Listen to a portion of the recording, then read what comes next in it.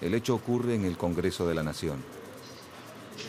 El debate en la Cámara de Senadores lleva más de un mes y transita por su momento más tenso. Lisandro de la Torre, senador nacional por Santa Fe, con su brazo extendido muestra a los presentes uno de los documentos secuestrados al frigorífico Anglo.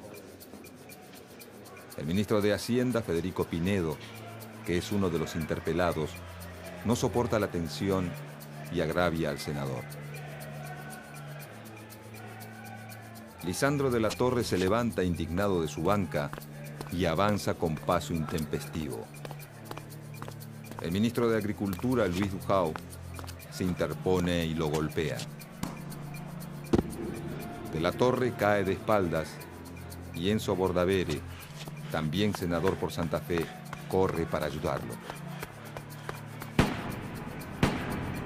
Varios disparos retumban en la Cámara del Senado.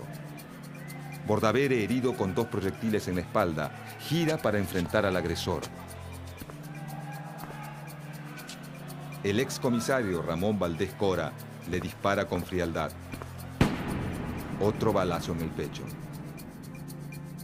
Enzo Bordavere se desploma frente a Lisandro de la Torre, el verdadero destinatario de las balas.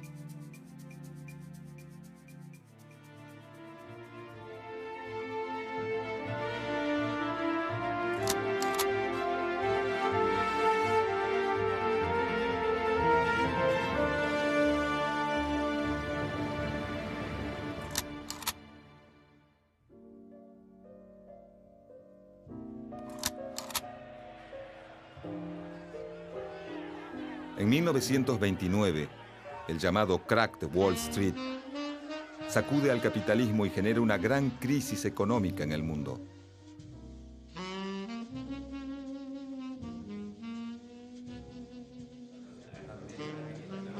Gran Bretaña, el principal comprador de productos argentinos, despliega una serie de medidas para superar la crisis. Toma disposiciones proteccionistas y crea el Commonwealth, un área preferencial de compra y venta de productos con sus excolonias, entre las que se encuentran Australia, Nueva Zelanda y Canadá, grandes competidores de la Argentina en el mercado mundial de carnes.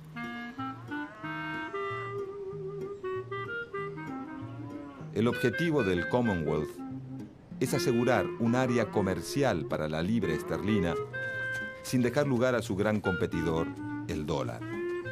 Esto es necesario porque no hay un patrón internacional de intercambio de moneda, ya que el patrón oro ha desaparecido.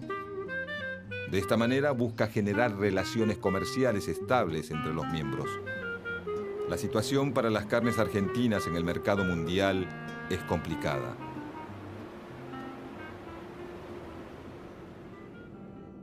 Frente a la profunda crisis, Alemania, Francia y Estados Unidos también restringen sus compras en el mercado internacional como forma de proteger sus reservas. En Argentina, la crisis financiera y la caída del comercio internacional provocan el derrumbe de las exportaciones agrícolas con la consecuente disminución de los ingresos de divisas necesarias para adquirir materias primas y productos importados para abastecer al mercado local.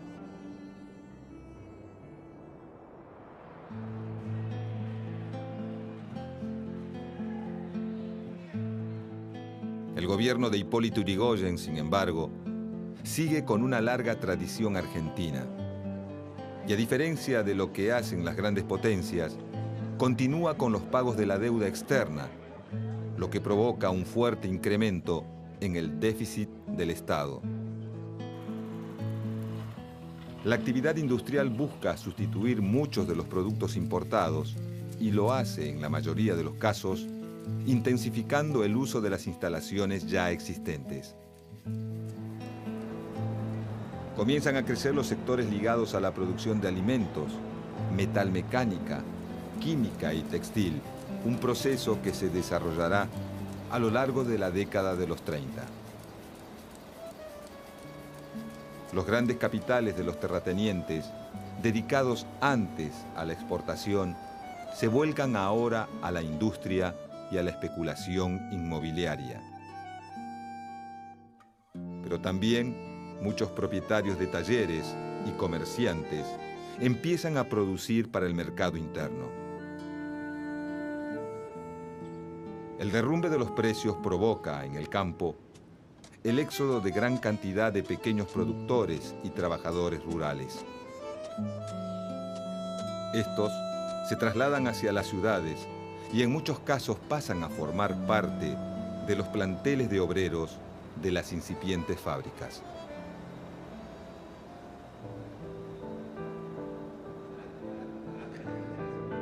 Son los años del segundo gobierno de Hipólito Yrigoyen, líder de la Unión Cívica Radical, el partido mayoritario que gobierna el país desde 1916. Pero ante la profunda crisis económica y el proceso inflacionario, los sectores medios y populares dejan gradualmente de apoyarlo.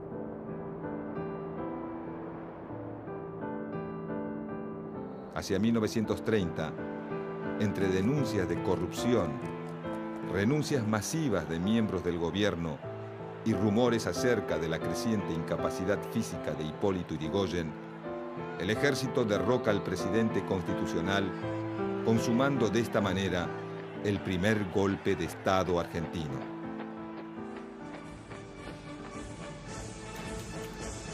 Las clases propietarias y los militares vacilan entre las diversas propuestas de acción.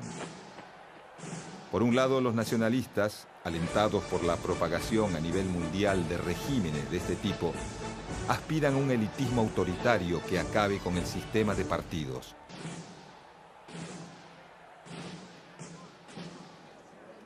Esta línea dura está encabezada por el presidente de facto general José Félix Uriburu, quien acusa a la democracia, al comunismo, al liberalismo y al imperialismo norteamericano de constituir los males del país y complotar contra la unidad nacional.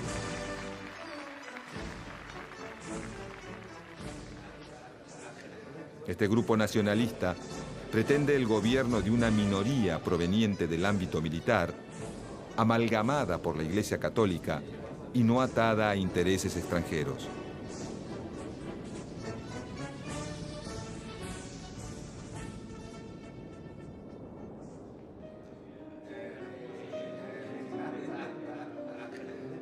La otra tendencia preferida por terratenientes y gran parte de los militares es la que dirige el general Agustín P. Justo, que promueve una vuelta al modelo político de los conservadores previo a la ley Sáenz Peña y por lo tanto al voto universal, masculino, secreto y obligatorio. Los seguidores de Justo pretenden una democracia sin necesidad de una mayoría, basada en el fraude y la proscripción. Al poco tiempo de estar Uriburu en el poder, los socialistas y los demócratas progresistas, que en un comienzo habían apoyado el golpe contra Hipólito Yrigoyen, pasan a la oposición. La revolución hizo crisis y el gobierno que engendró se debate en el vacío. A las proclamas reiteradas y a menudo elocuentes del general, el pueblo contesta: queremos nuestras libertades, no queremos reacción.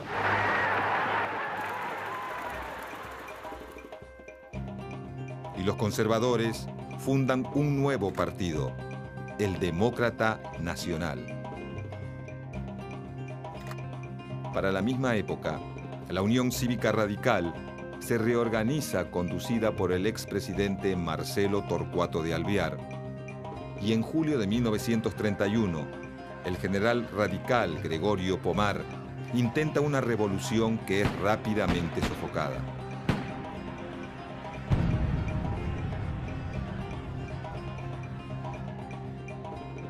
El gobierno de Uriburu utiliza el fallido intento revolucionario como excusa para apresar a toda la cúpula del partido.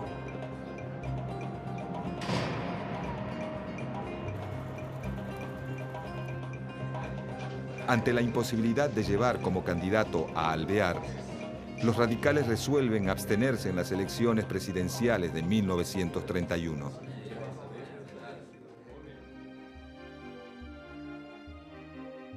El Partido Demócrata Progresista se une al socialismo y presentan la fórmula Lisandro de la Torre-Nicolás Repetto, que es derrotada.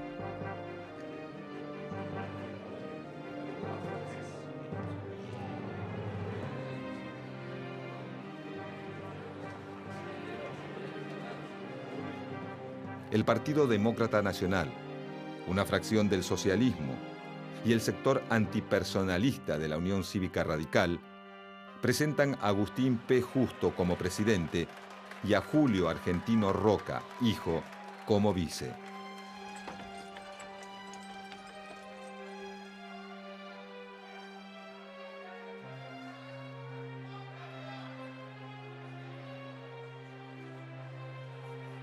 La fórmula Justo-Roca triunfa.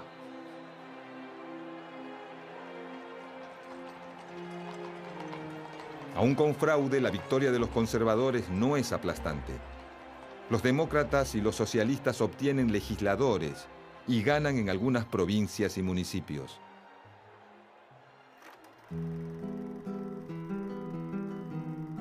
Hacia 1933, cuando empieza a notarse que la crisis iniciada en 1929 no es una más y que su profundidad alcanza niveles desconocidos hasta ese momento, el gobierno de Agustín P. Justo decide cambiar el rumbo de su política económica, nombrando a Federico Pinedo como ministro de Hacienda. Pinedo y Raúl Prebisch, funcionarios del mismo ministerio, llevan adelante una serie de medidas. Implementan el control del valor de las monedas extranjeras.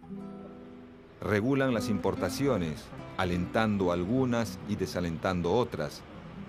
Y crean los mecanismos para controlar la cantidad de dinero que circula, para poder fijar, de esta manera, las tasas de interés bancarias. En 1935, se crea el Banco Central, que será dirigido por Raúl Prebisch. Se funda también un organismo estatal para liquidar las deudas de los bancos más golpeados por la crisis.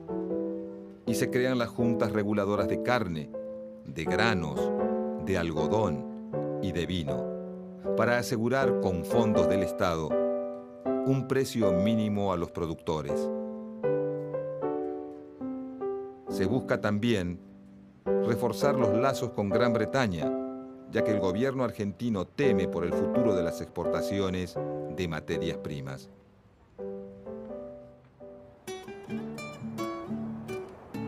El vicepresidente Julio Argentino Roca, hijo, encabeza la comisión negociadora que viaja a Londres con el objetivo de mantener un negocio que consideran imprescindible para la economía argentina: las exportaciones de carne.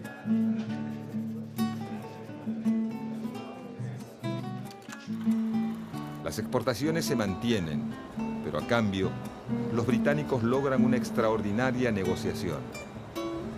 Se aseguran que la totalidad de las libras ingresadas a la economía argentina se consuman en Gran Bretaña.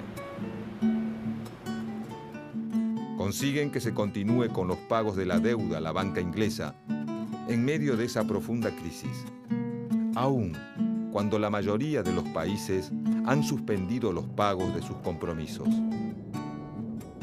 Obtienen un trato preferencial para la importación inglesa de carbón y bienes, para los ferrocarriles y los textiles.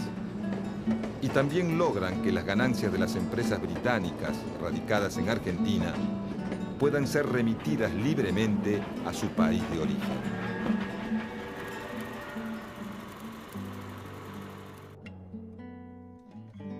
Los británicos defienden el sistema de transporte que mantienen instalado en el territorio argentino. Pactan un trato benevolente para sus ferrocarriles y para la compañía Anglo de tranvías.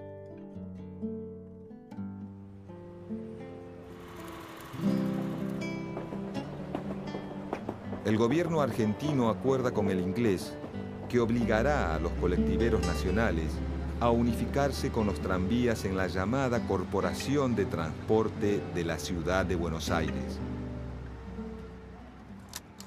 Frente a estas medidas, los socialistas, los demoprogresistas y la opinión pública reaccionan fuertemente. Mediante discursos y artículos en la prensa, denuncian esta maniobra como un atentado a los intereses de la nación.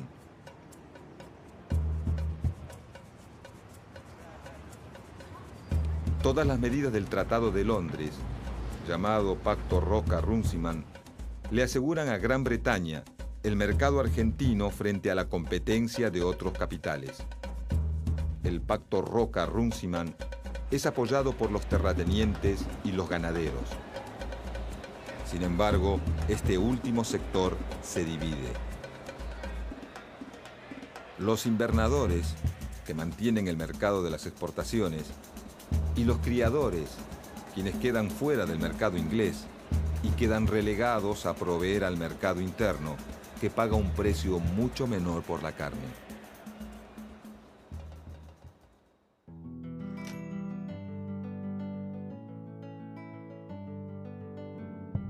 La Argentina, por su interdependencia recíproca, es, desde el punto de vista económico, una parte integrante del Imperio Británico.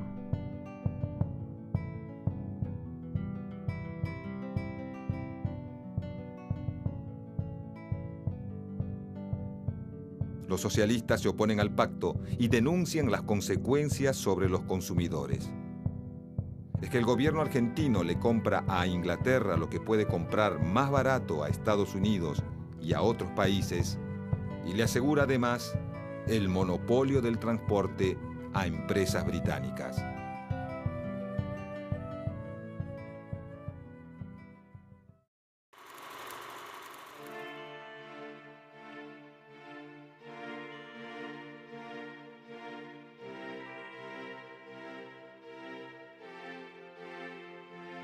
En 1914, Lisandro de la Torre funda el Partido Demócrata Progresista con la intención de aglutinar las fuerzas conservadoras a escala nacional. Aunque no lo consigue, es elegido diputado nacional en 1922, pero 3 años después se retira de la política para dedicarse a la administración de su estancia. En 1928, al ver a su partido en riesgo de disolución, retoma la actividad pública. Es nombrado senador nacional por Santa Fe y desde ese cargo denunciará el Pacto Roca-Runciman y promoverá el debate.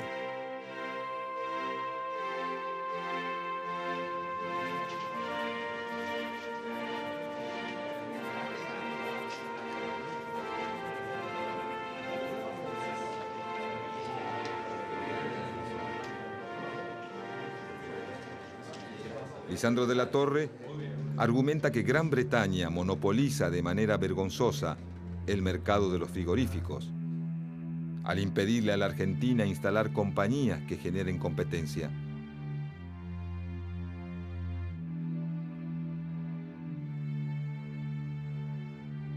No podría decirse que la Argentina se haya convertido en un dominio británico porque Inglaterra no se toma la libertad de imponer a los dominios británicos semejantes humillaciones.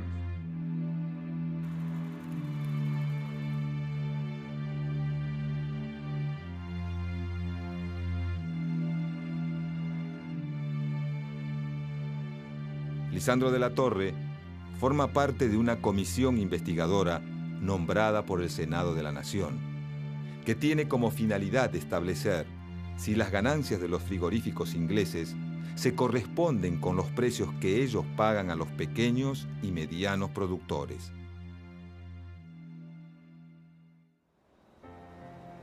Los frigoríficos ingleses y norteamericanos manejan casi la totalidad del negocio de la carne. Mediante esta posición monopólica, ellos le fijan el precio a los productores. Las empresas frigoríficas se oponen a la investigación y rechazan mostrar sus libros de contabilidad. El presidente del frigorífico Anglo Va preso por desacato.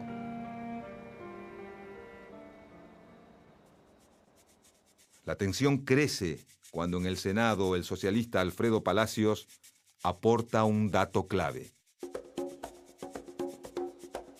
Los libros de contabilidad del frigorífico Anglo, que guardan valiosísima información, están ocultos en el vapor Norman Star, listo para zarpar rumbo a Inglaterra, bajo la leyenda Corned Beef.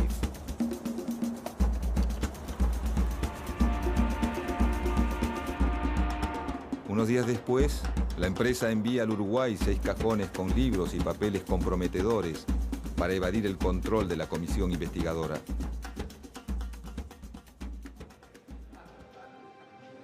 El 11 de junio de 1935, los resultados de la investigación son presentados en el Senado.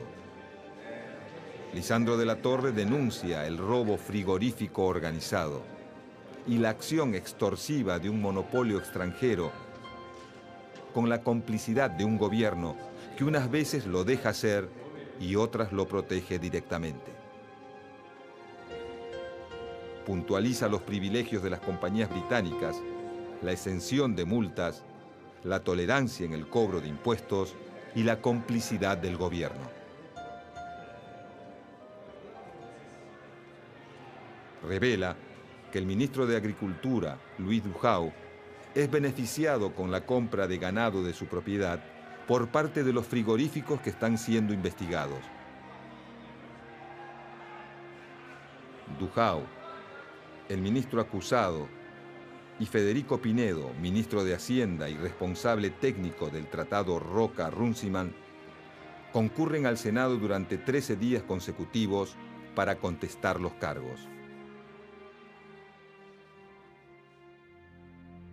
El debate es seguido por Ramón Valdés Cora, un matón santafesino afiliado al Partido Conservador, que ha participado en el golpe de 1930 y cuya lealtad ha sido recompensada con el cargo de comisario, desde donde efectúa el cobro de coimas y la protección de capitalistas de juego.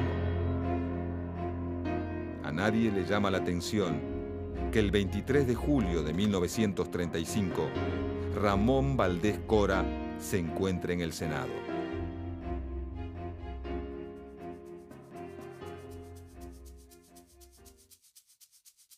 Lisandro de la Torre conmueve al Parlamento con sus denuncias. Al pueblo no solo observar, sino aumentar estas conquistas.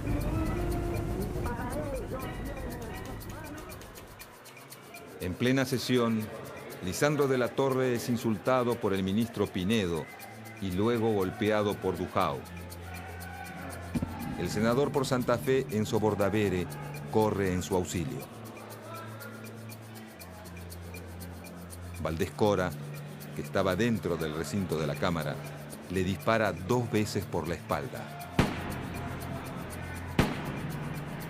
Bordavere, herido, gira para enfrentar a su agresor, quien sin dudarlo le dispara otro balazo en el pecho.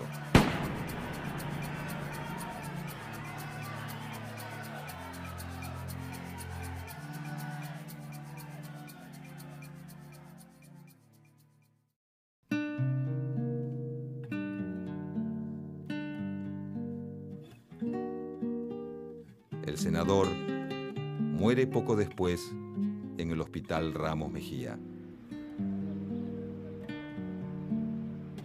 Una multitud se congrega en retiro para despedir los restos de Enzo Bordavere, que serán trasladados a Rosario. En el acto hablan Alfredo Palacios y Lisandro de la Torre, y la policía reprime a parte del público reunido. Al llegar a Rosario, unas 12.000 personas reciben al cuerpo en la estación y una multitud se acerca hasta el velatorio. En Buenos Aires, Valdés Cora declara que efectuó los disparos al creer que Bordavere agrediría al ministro Dujau.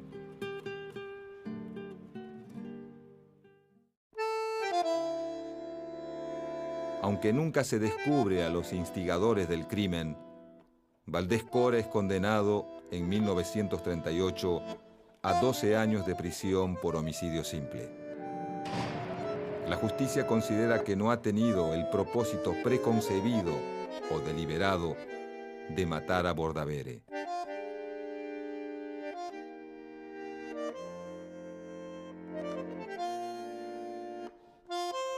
La Cámara Penal eleva la condena a 20 años, pero Valdés Cora queda en libertad por buena conducta en 1953. Acabará sus días por muerte natural en 1962. El pacto Roca-Runciman seguirá vigente y los frigoríficos ingleses y norteamericanos continuarán con el monopolio del comercio de exportación de las carnes argentinas.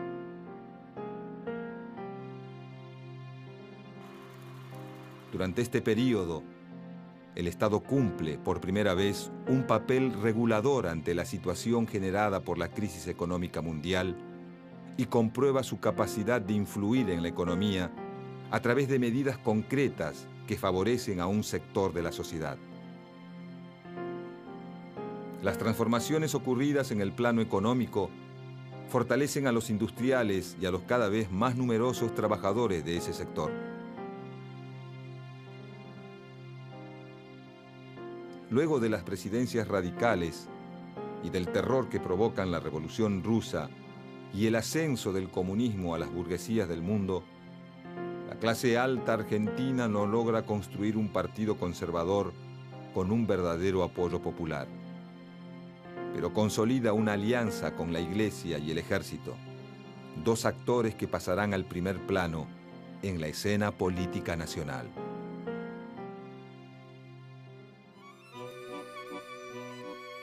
Los conservadores de los años 30 son más retrógrados que sus antecesores progresistas. Lisandro de la Torre, quizás el último exponente de esa antigua oligarquía que gobernó el país hasta el ascenso de los radicales, ya no tiene lugar en la nueva política argentina, y el 5 de enero de 1939, agobiado por su situación económica, se quita la vida.